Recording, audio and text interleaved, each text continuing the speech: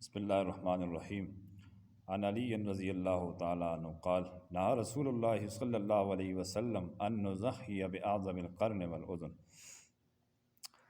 حضرت علی رضی اللہ تعالیٰ عنہ سے روایت فرماتے ہیں کہ جناب نبی کریم صلی اللہ علیہ وسلم نے ہمیں سینگ ٹوٹے اور کان کٹے جانور کی قربانی کرنے سے منع فرمایا ہے۔ قربانی اللہ تعالیٰ کے حضور میں ایک نظر ہے، تو وہ اعلیٰ سے اعلیٰ ہونی چاہیے۔ اللہ تعالیٰ نے سورۃ البقرہ میں ارشاد فرمایا ہے کہ اللہ کے راستے میں خرچ کرنے والی چیز گھٹیا چیز کا ارادہ نہ کرو، یعنی ولا تیمموا الخبیث منہ تنفقون، کہ گھٹیا چیز کا اللہ کے راستے میں خرچ کرنے کا ارادہ اور قصد بھی مت کرو۔ خبیث اس چیز کو کہتے ہیں جس کو اپنی طبیعت پسند نہیں کرتی، جیسے پھٹے پرانے کپڑے، پھٹے غلط قسم کے، خراب قسم کے، گھٹیا قسم کے ٹوٹے ہوئے برتن، سوراخ زدہ برتن، تو یہ فقیر کو دے دیے جاتے ہیں اللہ کے نام پر۔ ہمارے معاشرے میں یہی کچھ چل رہا ہے۔ تو اس طرح کے جانور کی قربانی بھی نہیں لگے گی۔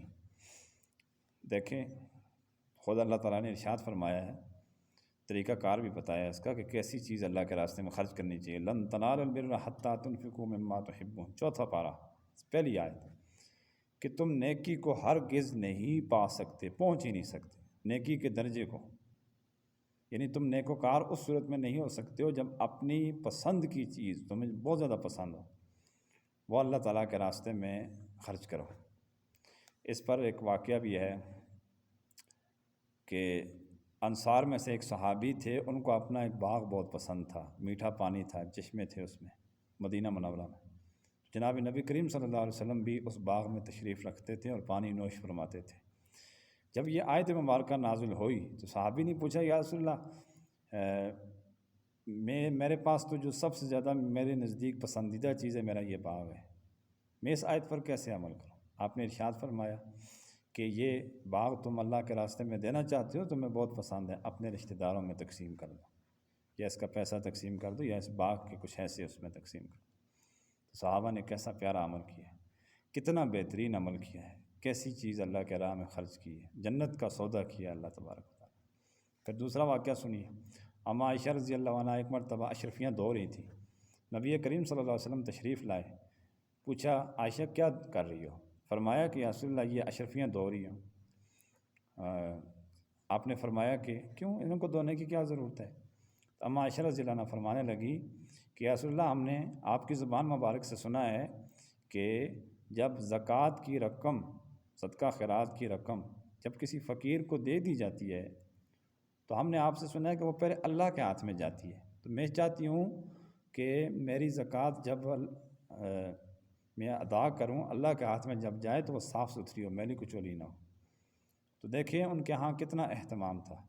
اس لیے اس حدیث میں دو چیزوں کا ذکر کیا ہے، ایک کان کٹا نہ ہو، دم ٹوٹا نہ ہو جانور، لیکن کچھ احادیث ترمذی کی، یہ ابن ماجہ کی ہے، ترمذی کی اور بخاری کی بہت ساری ایسی روایات ہیں جس میں لنگڑا، لولا، کانا، دانت ٹوٹا جانور اور بہت لاغر اور کمزور جانور جو قربان گاہ کی طرف جا نہ سکتا ہو، تو ان تمام جانوروں کا جو عیب زدہ ہیں، بہت زیادہ عیب ہے، وہ قربانی میں نہیں لگیں گے، قربانی ادا ہی نہیں ہوگی اور رد ہو جائے گی اللہ تعالیٰ کے یہاں۔ تو اس لیے قربانی کے انتخاب میں بار بار میں احادیث کی روح سے ذکر کرتا رہتا ہوں کہ درمیانہ طریقہ اختیار کیا جائے۔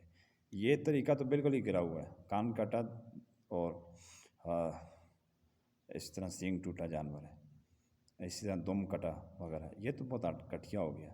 درمیان میں آئیں، نہ بہت اعلیٰ ہو کہ انسان کی نیت میں فرق آ جائے، اور نہ بہت گھٹیا ہو کہ قربانی لگے ہی نہ۔ اللہ تبارک و تعالی ہم سب کو ان باتوں پر عمل پیرا ہونے کی توفیق عطا فرمائے، اور احادیث رسول اللہ صلی اللہ علیہ وسلم کی ہمیں سمجھ عطا فرمائے۔ وآخر دعوانا ان الحمد للہ رب العالمین۔